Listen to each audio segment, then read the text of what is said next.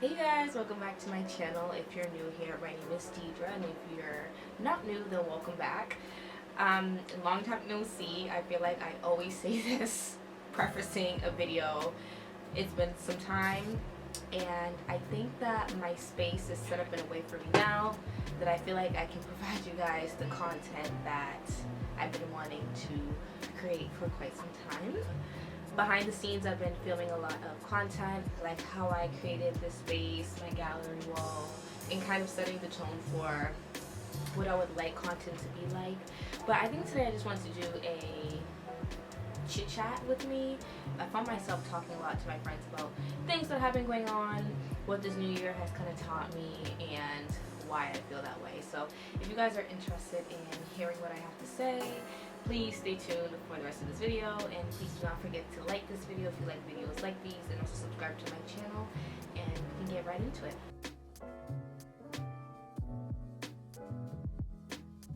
I spent a lot of time this year kind of thinking about what it is that I learned this year and kind of some takeaways that I would like to take of myself going into the new year.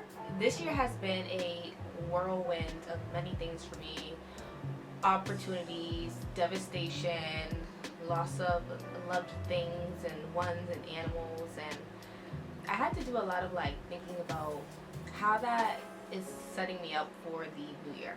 The first thing I want to touch on that I felt I was engaged a lot in was meeting a lot of new people.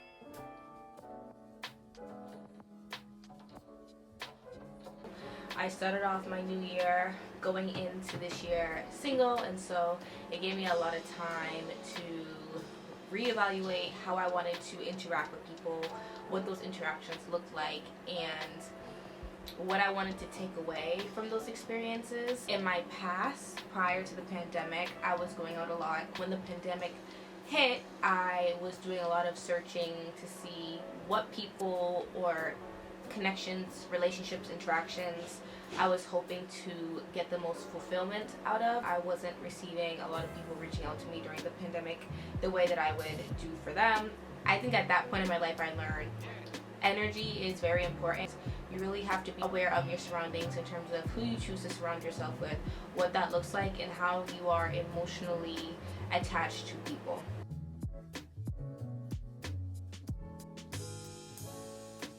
So going into 2022, I realized that people enjoy my energy because I bring a light to a space.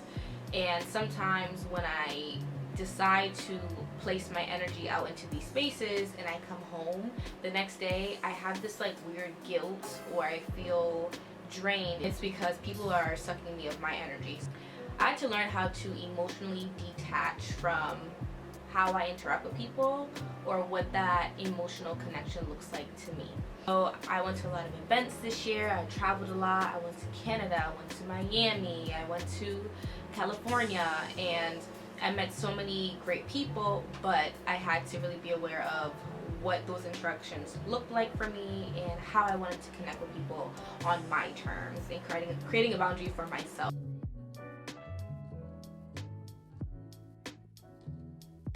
So I didn't really have expectations for people this year. I let people be exactly who they are, and I kept note of that, whether that was things that I enjoyed when I interacted with people or things that I didn't enjoy, and how I would move with those certain individuals moving forward.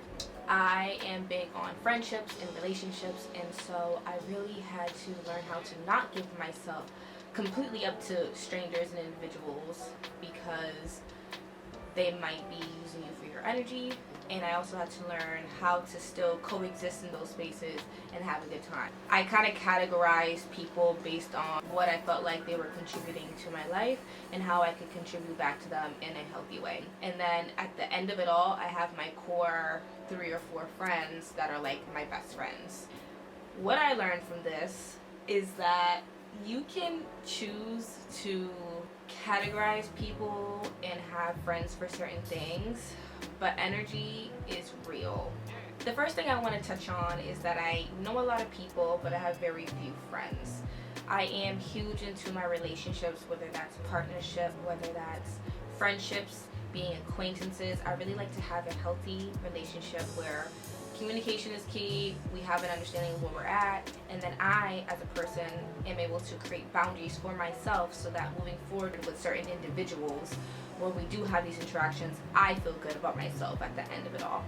I really had to learn how to create separation from myself and my emotions, and how to properly interact with people and provide people with the proper amount of energy from myself to give to them. I think it's very important, especially at this age, to meet as many people as possible, create those interactions, create those relationships, but also have an understanding of not everything has to be a positive experience, and for the experiences that you are choosing to have, that you're really taking away what you like about things that people are doing and what you don't like, so that you know in the future when you are putting yourself in these spaces how to be wary of your surroundings and still create meaningful relationships, because you know your boundaries and your non-negotiables.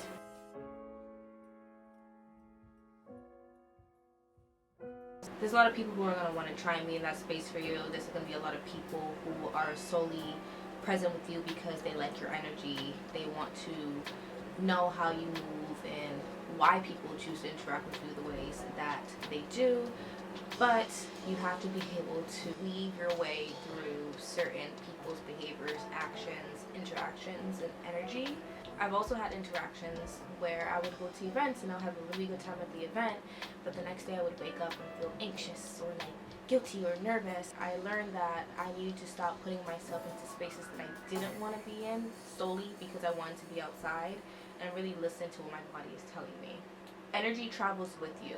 You are what you eat is a common saying, and I feel like that falls in line with energy as well. Just because you're in a space and you're not directing your energy, or you're not directly having conversations with people who might be low vibrational, doesn't mean that can't stick onto you. And so when you put yourself in spaces where you allow people who have negative energy to have access to you in some kind of way, you're allowing negativity to stick onto you.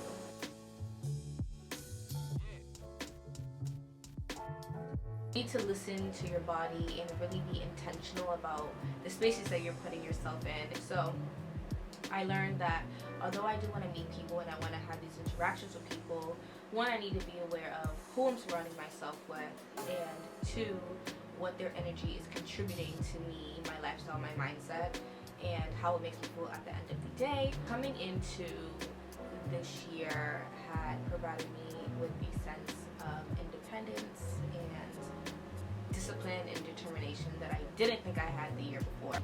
I received a lot of great blessings this year, solely based off the fact that I truly believed in myself. I created opportunity for myself, and I set up the landscape for the universe to give me what I needed at the time that I needed it.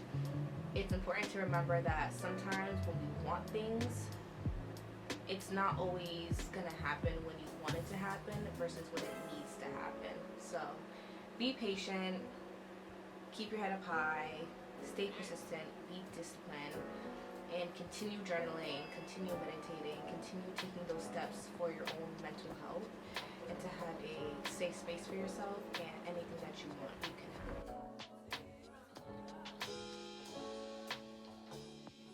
Receive people as they are and not what you want them to be. I think as women, when we look to date or to create relationships or friendships with people, we like to put the potential on a higher standard than where the person is actually at and where they are willing to meet you at. You gotta let people be who they are and show you who they are, so that you don't end up putting the potential over what's right in front of you. As humans, we tend to see the best in people and hope that the potential that we're asking for in an individual will shine through over the actions that they're putting forward. But it's important to remember that you just gotta let people be who they are. If they wanted to, then they would. Stop forcing people to be in spaces or meet you where you're at when they should be doing that on their own, to make sure that you guys are having a healthy interaction, relationship, business partnership at the end of it all. A major lesson I learned this year is that if you ask the universe for something, you got to be prepared to get something taken away from you.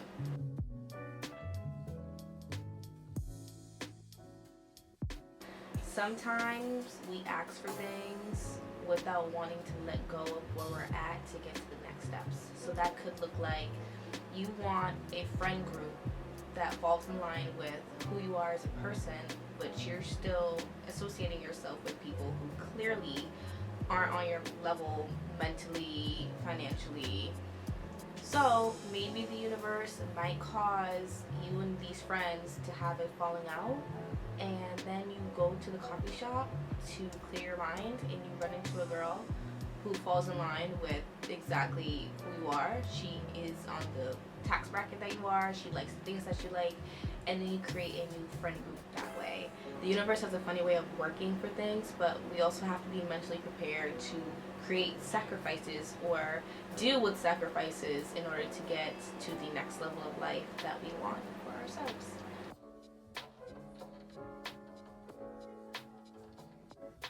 When dealing with reality, it's better to handle things based on what you do have control of and not what you don't. We tend to worry about the future because we want to make sure that we have the best possible outcomes, but we don't have control over the future, and that only leads to anxiety.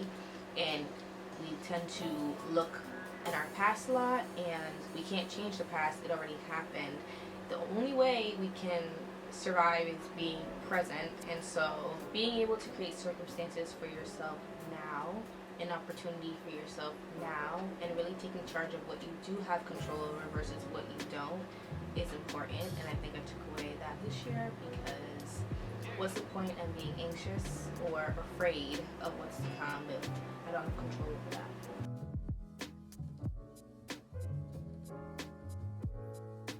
I think the last takeaway that I have for you guys is that there's never a right time to do anything. If you want to do something, do it. Whether it's making the video, applying for the job, meeting someone, whatever it is that you want to do, just do it. If it's meant for you, it's meant for you. If it's not, it's not.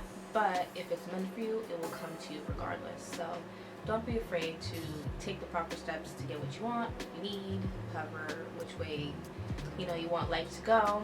But if it's meant for you, it's meant for you, and it will be for you.